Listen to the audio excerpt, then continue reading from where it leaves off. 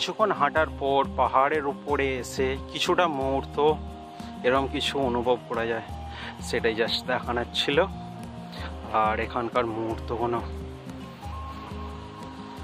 আমি এখন ছিলাম ভেলপুরি জলপ্রপাতের উপরে, আর এখান থেকে সুন্দর একটা গ্রাম দেখতে পাওয়া যাচ্ছে। গ্রামটা খুবই সুন্দর, আর সামনে সব যে লাল লাল এগুলো সব কটেজের সাইডে সব নতুন বানাচ্ছে, আর খুবই সুন্দর। আর আগে অবশ্যই কন্টিনিউ করব দেখানোর জন্য। আর পাহাড়ের উপরটায় দেখো পুরো মেঘে ঢেকে গেছে। আর পাহাড়ের উপরে যখন আসছিলাম, উপরে লোকাল লোকেদের সাথে জিজ্ঞাসা করার পর কিছুটা এরকম শর্টকাট রাস্তা ছিল, যেটা উপরে ওঠার জন্য খুবই সহজ একটা উপায় ছিল। আর এখান থেকে তো অসংখ্য ঝর্ণা আরে দেখতে পাওয়া যাচ্ছে।